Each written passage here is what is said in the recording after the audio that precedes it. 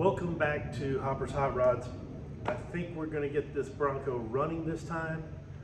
I don't know if it's going to drive, but if we can get the engine to turn over and run, that'll be a big deal. And it's got a standard transmission, so I don't know why it wouldn't move. That's all I have to say about that. Cue the music.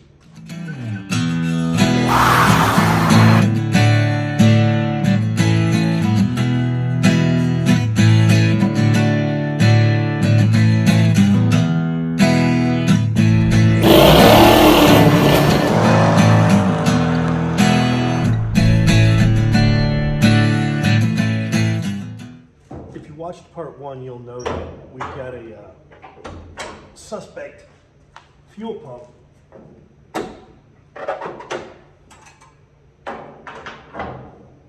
But I ordered a new one. Put this somewhere nice. The big question is it going to fit in the, well, I'll show you. This is the thing. This is called the command center, and it uses the existing low pressure fuel pump to fill this little sump, and inside this is a high pressure pump. And it was bad. It looks bad in here. So I'm going to take this apart. I showed you on the last video, but I'll show you again. We're going to clean it out with some carburetor cleaner and a little brush or something, and put the new pump in if it fits. I ordered it from the company Phytech that makes this stuff, so it should be the correct pump. Let's take it apart and find out.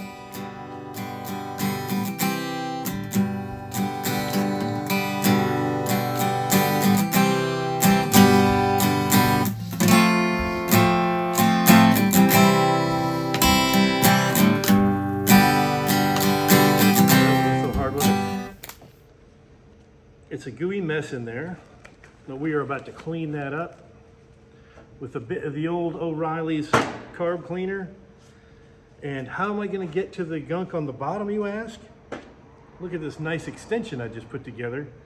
And I've got a, eye poker right here. And that'll fit on the drill, and we can just kind of swish it around in there and break up anything that's sticky on the bottom. Let's go outside. We are shade tree mechanicking out here on a lovely day. Oh, that is rough. Look at this thing.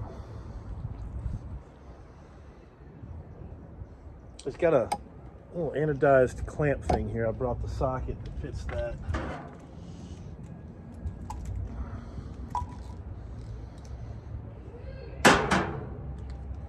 I mean, it looks like it's well engineered, but it's covered with barnacles right now, so. Before I pull this all the way off, now I'll just pull it all the way off.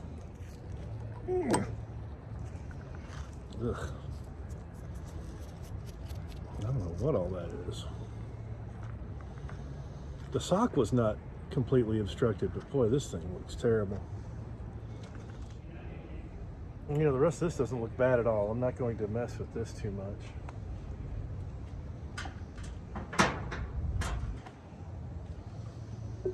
But this thing, as you can see it on the inside, it's a dark brown rusty color, and it's supposed to be shiny silver color. Let's see what we can do here.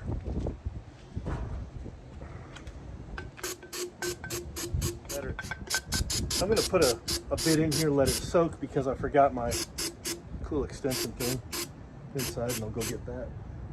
Just let this soak for a minute. The YouTube, if you hear music, it's from the bar next door, so don't copyright me on it. I didn't do it. It wasn't me. Not this time. Oh, that's working good.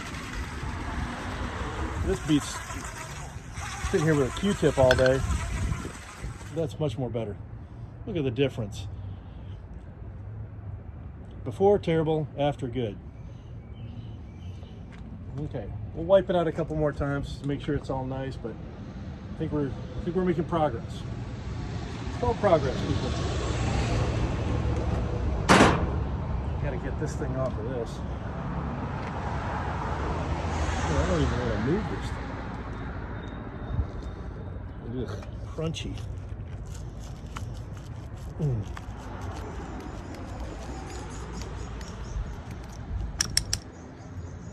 All right. Give it another couple of shots. Oh, right in the eyeball, right in the retina. Oh, I'm gonna let that soak for another minute and then, well, you know what I'll do? I'll just wipe it out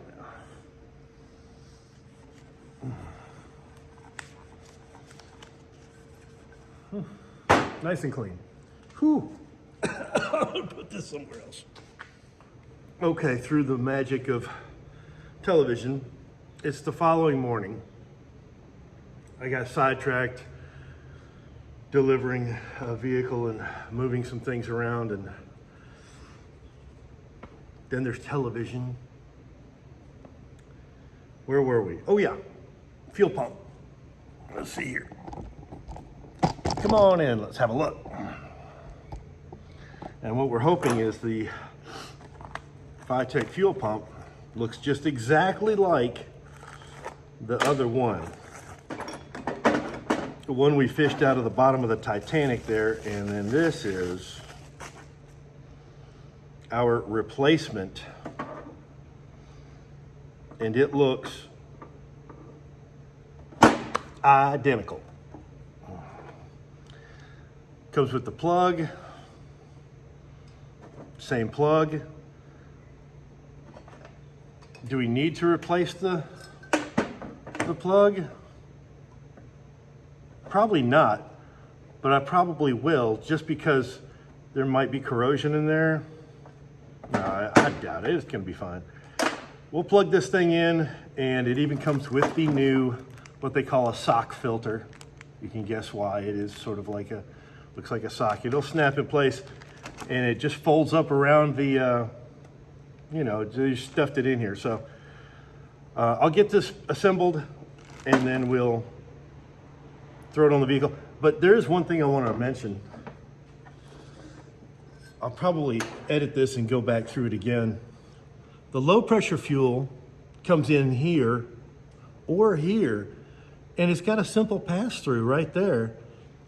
And since there's an electric fuel pump on this thing, once this reservoir is full, it's going to come puking back out the return and go where? I'm going to have to run a return line to whatever temporary fuel cell we have. Otherwise, the fuel will be going into one of those gas tanks that we're not using, which also leads me to wonder, on a vehicle like this where there's two gas tanks, where does the fuel return to? I wonder if I'm going to need to out this thing with a special switch that not only when you select the tank will also select the return, you know, like a dual line selector, so the fuel will return to the tank you're getting it from. Otherwise, you'll deplete one tank pumping the fuel into just one. Anyway, you understand what I'm saying. I don't, but you might. Let me figure this out.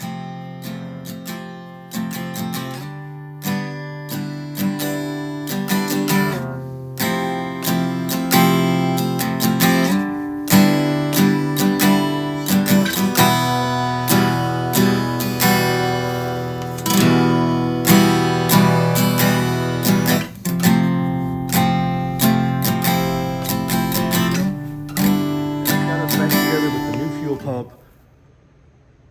Still have to figure out this return situation now that I've looked at it.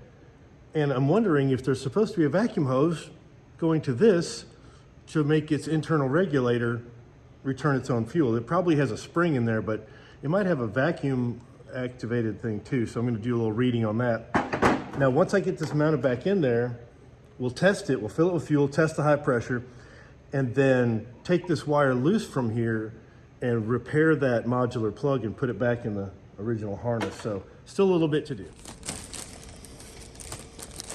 This thing was mounted with these aluminum spacers on these metric bolts. They don't have a lot of slack left in them, but it was holding it before, so we're gonna try them again. Make sure they're all the same size, make sure there's not an upper and a lower, but it looks like they're all the same. Anyway, I'll get this thing mounted and plumbed, and we'll come back for a test. Enjoy this, delightful musical interlude.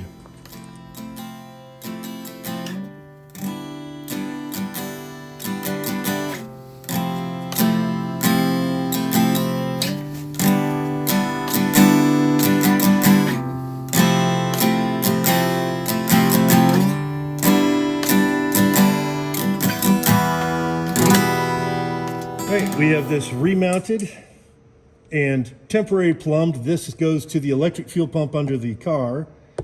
But going back to that electric fuel pump, we have a fuel cell here with an extra long hose that I can reuse. So we're going to turn the key on, make sure that this is the feed line and not this one. We'll know in a matter of seconds. So let's find out right now. We've got a 50-50 shot. Yep, we got the correct one in the fuel cell. And connect it to over here, because as I showed you on the inside, there's no regulator of any kind. Let me get a wrench and snug that up. Make sure you get a standard crescent wrench. Don't use a metric, you'll mess up the threads. We're going to turn the pump on, see if it draws fuel from that jug all the way under the car into this thing, fills this thing up, and then the bypass should start pumping fuel out of that. Then we will know this reservoir is full and we can repair the plug. We'll test this pump and make sure the high pressure pump is working, and then finalize the wiring and, etc.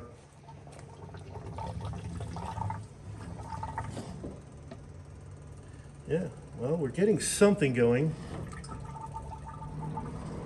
It's pushing something through the hoses. And we're hoping eventually we'll see some fuel coming through there once this reservoir gets full, which might take a minute on a battery that shows 47%. I think this battery's not going to be any good, but one thing at a time. It is still pushing air out, so when the air stops, I'm going to suggest that we probably have fuel. And there we have it, nice steady flow of fuel that would have been going back into the fuel tank that we're not using. Great, now that we have the plumbing sort of figured out, we can go ahead and run our high pressure line to the fuel injection unit. And for that, we're going to use this nice filter, and it has a beautiful directional arrow showing which way the fuel needs to go. And it has this lovely mounting clamp. This is, again, from Evil Energy. I don't know the part number, but you can grab it off Amazon.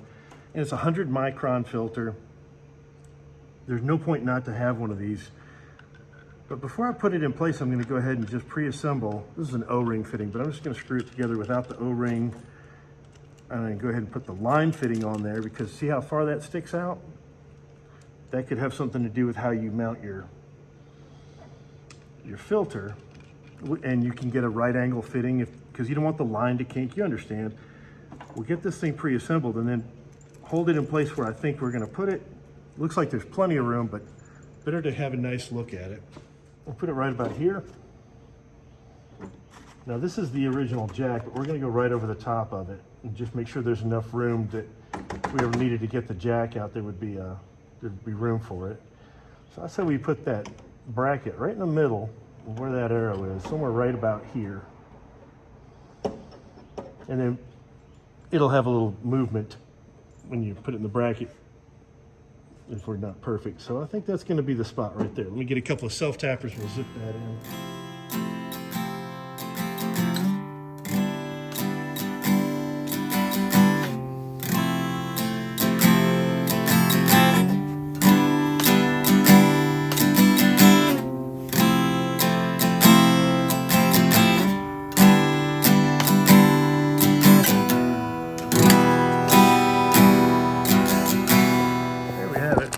closer look. So we have our supply coming from the fuel pump, which is coming again from this, going under the car and through the electric pump into this. The bypass is going, once this gets full, the extra goes back into our temporary jug. So now we can test the high pressure pump that we just installed, which is connected here, goes through a nice filter, high micron filter, goes under the steering column where it doesn't touch anything, goes behind the throttle linkage where it doesn't interfere with anything, and connects to the Vitec. So we can pressurize our fuel and test our fuel pump.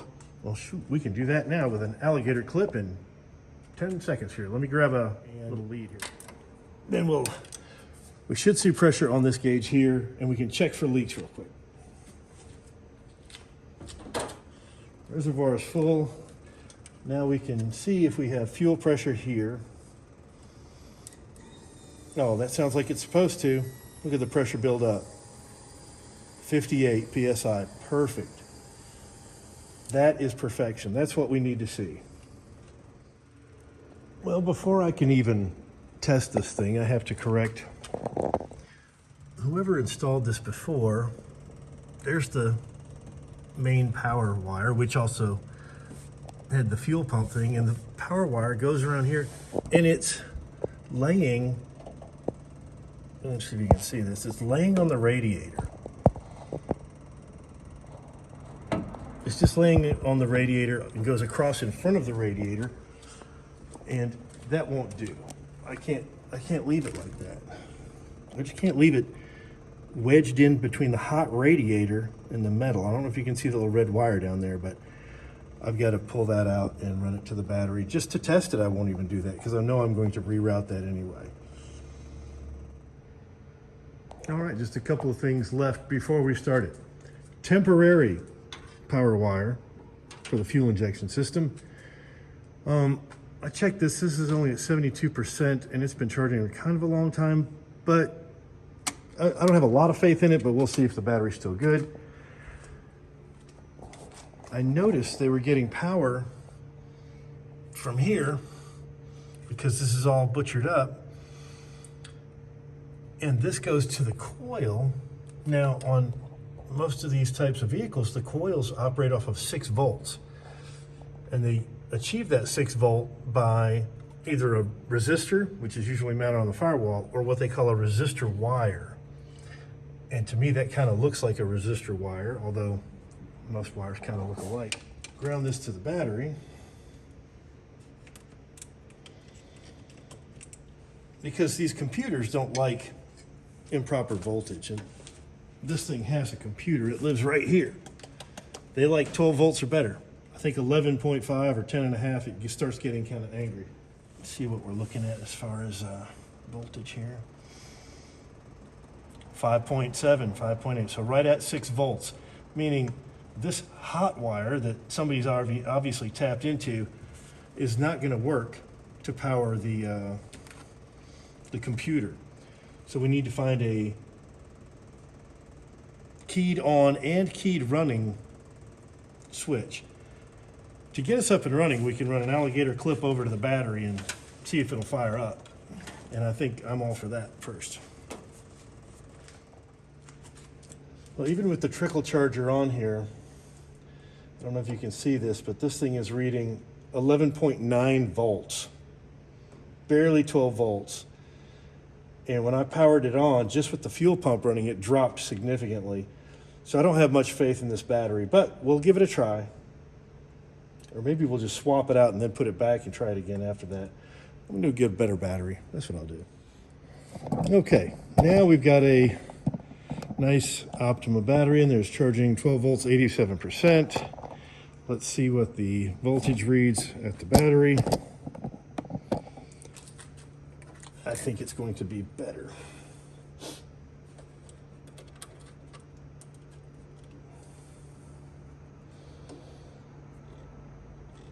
Twelve and a half, 12.6, just more like what we want. All right. Now, when we turn the key on, in theory, we should hear this thing fire off for the first time in, I don't know when. Check for anything. Oh, we got to plug this back in though. This is the main power and the fuel pump. So when I plug this in, we will probably hear the fuel pump come on. Yep. Contact.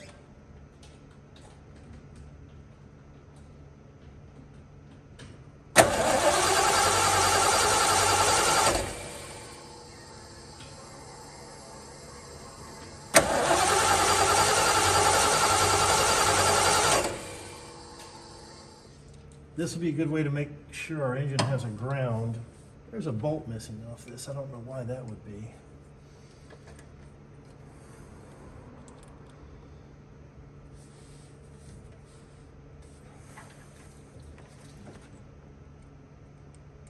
All right, all the fuses are hot here, it looks like.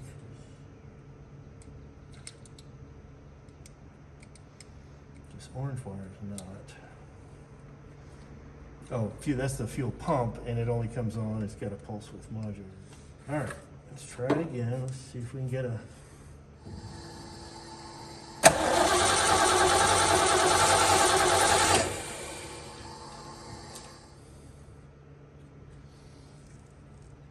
And that's going to be our tack lead.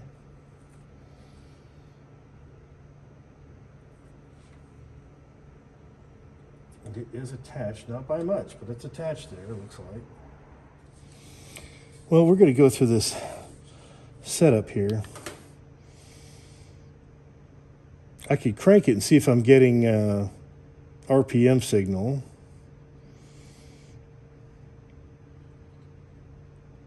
Let's go back. Let's go to initial setup and go through this real quick. Why not? Engine setup.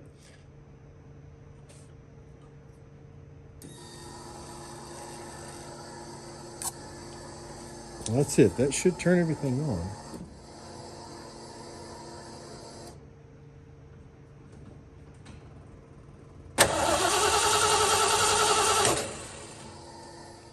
So I think it's sort of like when you turn the key off and turn it back on.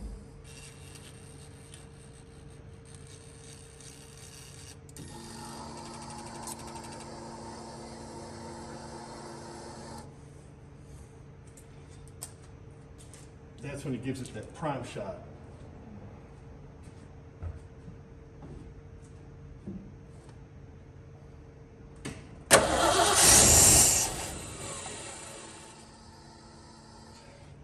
By turning the key off with the alligator clip, and then we'll turn it back on and see if it starts back up.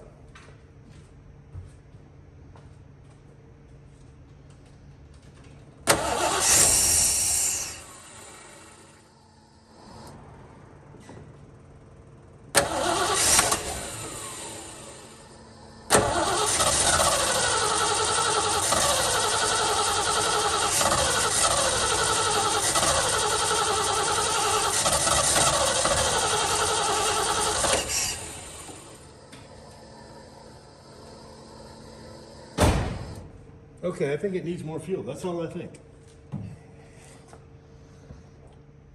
When that fuel pressure drops to 0, I'm going to take the manifolds off and clean in there real quick. And that'll be the last thing I try before I give up on this one for today, because I got other stuff I got to do.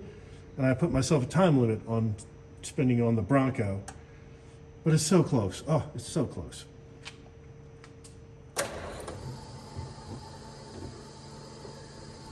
Come on. What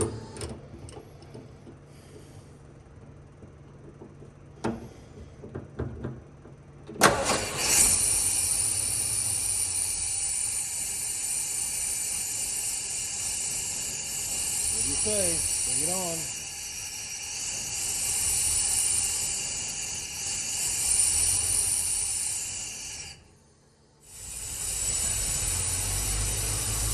It's idling. Not great, but it's idling. We're just going to see if it'll just move even like a foot to see if the brakes are locked in.